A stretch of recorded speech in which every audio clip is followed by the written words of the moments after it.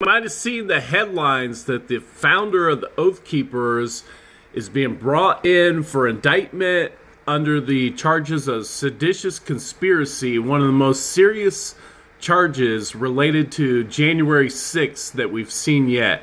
And under a similar kind of theme, the Justice Department is creating a domestic terrorism unit to cover the rising threats that happen within our borders. Now, this could be a really good thing. I'm trying to be as optimistic as I can. It could be that they're really going to start taking seriously the threats of radical right, far-wing, domestic terrorist, and white supremacy groups. That they're going to come after January 6th fully, including not just the low-level people, but cascading higher and higher.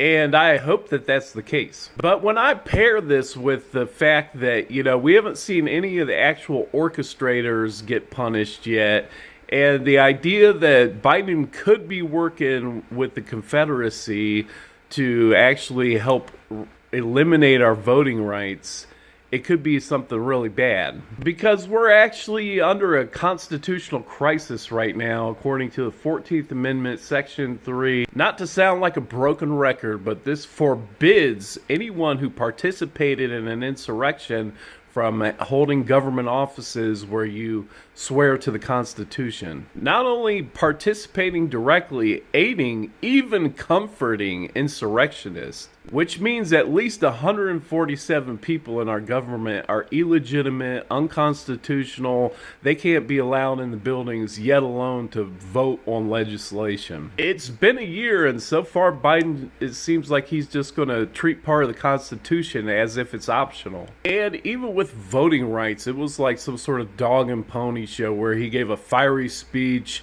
in down in Georgia at a college where it's like, a very high percentage of minorities there. And just like when he put his hand on the Constitution, he knew that, we were in a constitutional crisis that he wasn't going to really fight. He knew that that bill was going to get blocked to help voting rights. And it took less than 24 hours before the mainstream media is even saying, looks like it's blocked. Oh, darn Republicans. Those darn illegal senators, dang it. So that domestic unit could just as easily be used against people who expect that we'll actually have voting rights, or that the Constitution will still continue to exist. Because the Republican Terrorist Party is going to give us a simple choice: become a fascist nation or resist. Biden's the person with the power to change that, and he's letting the opportunity slip away by not enforcing the 14th Amendment.